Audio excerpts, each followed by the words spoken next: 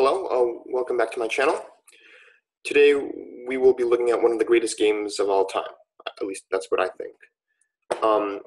This is from the Karpov-Kasparov match in 1985. And this game is incredible because it shows some very important aspects of attacking chess and positional chess. So this is theory so far. A knight comes to a6 in this position. I don't really like this move, but this was the preparation, I guess, of Kasparov, and he achieved this goal of getting this c5 move in to undermine the white center and exploit the two bishops. Now, Karpov, I think, played correctly with this move queen d2, which kind of unpins the knight, because if d e6, then, I analyzed this. I think there's some good compensation that black gets in a line like this. And knight e4, now white black has some sort of tremendous pressure on this knight on c3. The bishops are very active. Kind of pointing out the king. Black could get an initiative here. And I think, at the very least, at some point, black can take on c3, and then just double rooks in the c file or something, and then achieve equality at the very least. So this is something that Karpov would definitely not go for, and that's why he played queen d2. And 94 takes, and in this position I would probably play bishop d7 if I were Kasparov. This position is quite double-edged because black has two bishops, but he also has that weakness of the isolated pawn, and has a good blockade on d4. So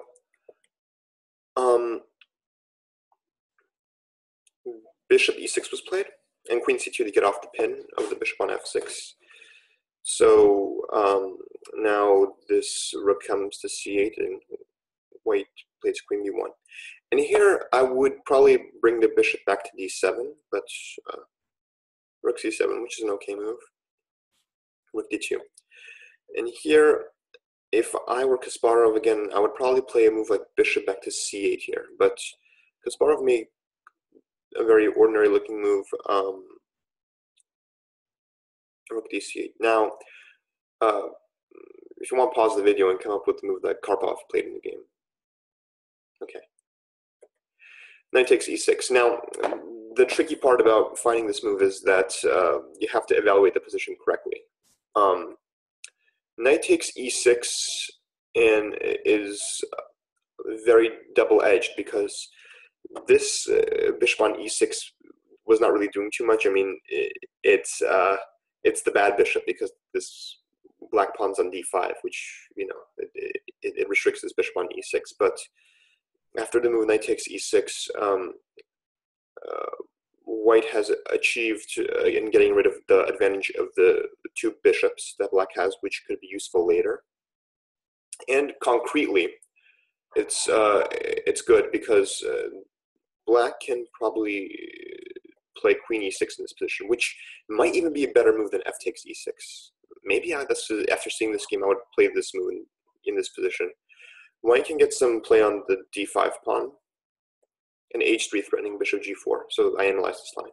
So rook e6 getting off of the bishop g4 pin, or skewer. And after the move queen d3, if black were to play the move d4, which is a move that he would like to play, then maybe white can play e4. And this white could, I like white in this position. I think he has control of a lot of the squares. Now white can transfer his play to the c file. This bishop on f6 is kind of restricted. However, black can probably make a move like queen c7, not committing to the move d4. And I don't know. I would take white out. I would assume that white's a little bit better and has the more pleasant position to play, but I don't really see concretely how white could get, an advantage per se out of this. I don't think white has an advantage per se, but it's white is doing well here. That's why I always wanted black to play bishop d7 or bishop c8, because this move knight takes e6 is impossible, and the two bishops are kept in the positions probably about equal. but it's still a game. However, this move knight takes e6, f takes e6 is maybe the real challenge. And I mean, I was just quite interested. I have to admit, I switched on the engine for a few seconds, so I don't know. I only switched it on for a few seconds, so maybe didn't read the position that well. But it gave black to be a little bit better here, and I was quite surprised. Here's the thing about different colored bishops. Whoever gets the attack first against the enemy king will usually win, because you're basically attacking with an extra piece. I mean, this bishop cannot complement this bishop. And the king's positions go to show that white probably is the one who's actually better in this position. White's king is very safe, and black's king has these awful weaknesses on h7 and g6 that and these are light squares, and white has light squared bishop. Now, Karpov's next move I actually don't like that much. It's this move bishop g4. I like the move g3 a lot.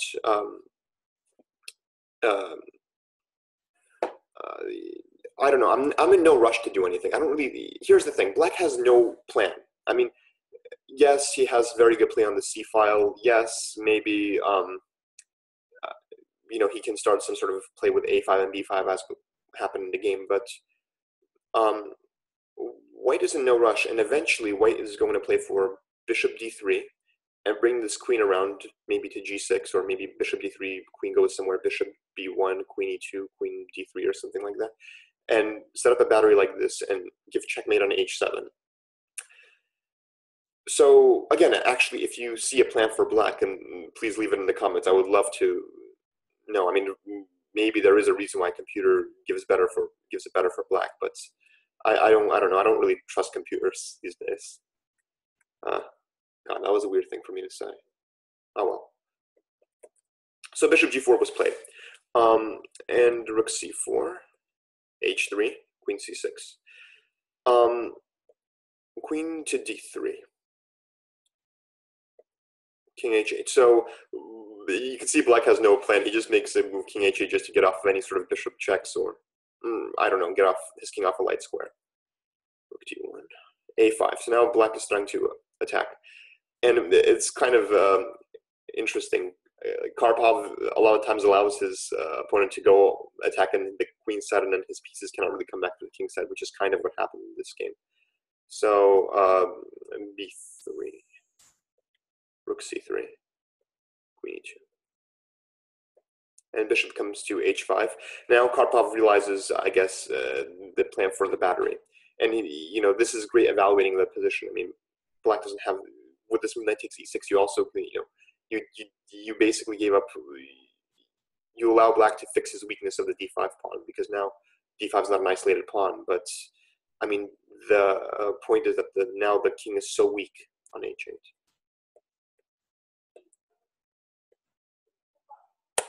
Queen g4, I mean, now queen g6 is coming. So now after the move queen e8, to stop this move queen g6, white makes this move e4. I mean, a great move, because now white is kind of threatening e takes d5, and now there will be an isolated pawn on d5. So black will have to deal with the weakness of this pawn and the problem on h7 in his king. So bishop g5 was played, and now another great move, rook c2. I mean, so it's essential for white to keep a pair of rooks on the board. So like, it's okay for an exchange a pair, because at least one rook has to enter the black camp. Actually, would be even better probably with a pair on the board rather than two pairs, because maybe black could have more defensive resources with the other rook, and it's especially nice that he can exchange off the active rook for maybe the more passive rook. So rook takes c2, bishop takes c2, queen c6, and I love this move, queen back to e2. I mean, it's as if Karpov is going into Kasparov's position and coming all the way back in, and then all the way back into his position. Just absolutely unbelievable play. I mean, this is why, I think of this as one of the greatest games of all time.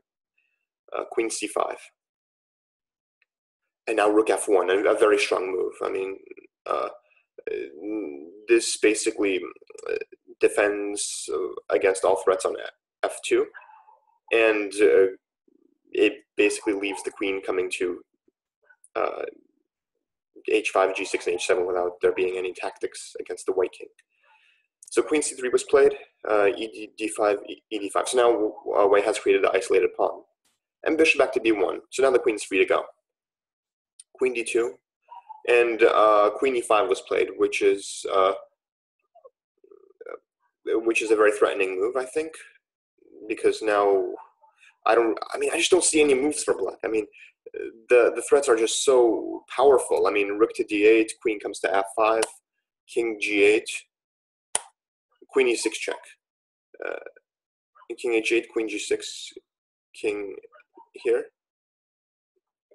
queen e6 check, king h8, and now bishop f5 was played, which is a great way of continuing the attack, because now the queen will go to g6 and h7, and on the move king g8 there always will be some sort of bishop e6, which threatens some sort of mating ideas.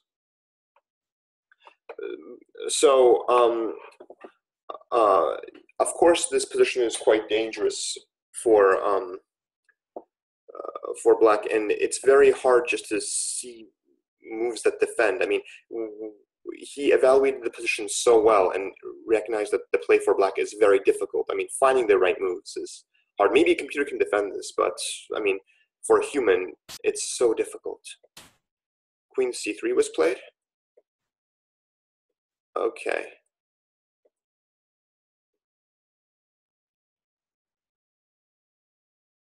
Now, I would like you guys to pause the video and find the move that Karpov made. I love this move.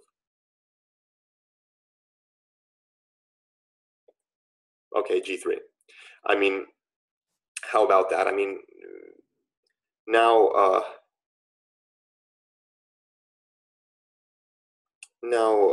basically, white is saying that he's in no rush, and h4 can happen, which will kick away the bishop. And again, the question for black is what to do. I mean, I'm just admiring how beautiful this is. I mean, absolutely amazing.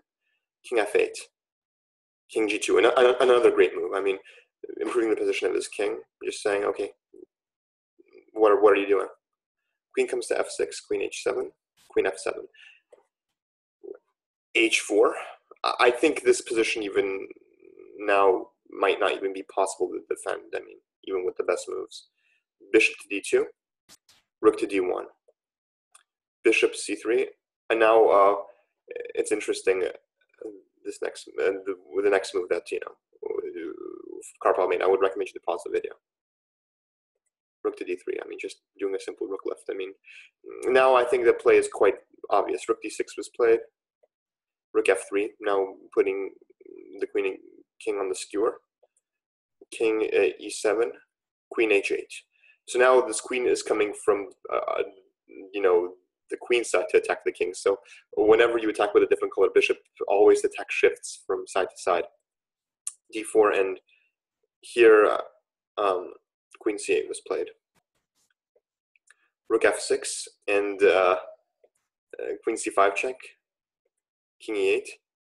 And here is basically the killer blow. I would recommend you guys to pause the video, but I mean, maybe you don't have to. It's kind of, I'm sure there are many ways to win this, but rook f4 is just such a pretty move.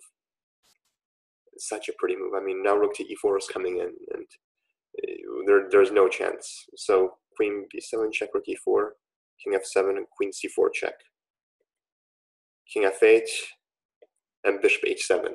And so now queen g8 is a huge threat.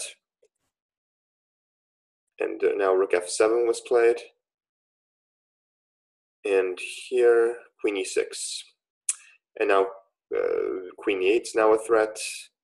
I mean, everything's a threat now. Queen d7 was played. And queen e5, the final shot. Now there is the threat of playing queen b8, and if black were to make a move like, I don't know, if black were to make a move like queen, black were to make a move like queen c8, for instance, there's going to be queen d6. If black were to make a move like queen b7, queen e8, I mean, there is no move that defends against the threat of queen b8 that, you know, that gives up you know, the defense of the e8 square or queen e8. I mean, I don't know, like a move like rook f6, probably just simply queen b8 check, king f7, and queen g8 mate. So that's why Kasparov resigned in this position. Just, you know, an unbelievable game, one of the greatest games of all time. And I believe that that a really strong player is capable of doing things like recognizing this knight takes e6 move, and how, even though it's such a double-edged move and it gives black so many pluses, that it kind of converts, it changes the type of advantage that white has from like isolated pawn and you know, good blockade on the d4 pawn, and with, you know, black having the bad bishop on e6 to, like, you know, giving black all these pluses but weakening his king so much, and, you know, allowing him to attack on the queen side, but, you know, it doing nothing, and you just checkmating him. All right. So if you have any other suggestions for games that I should show, please leave it in the comments. And thank you very much for watching.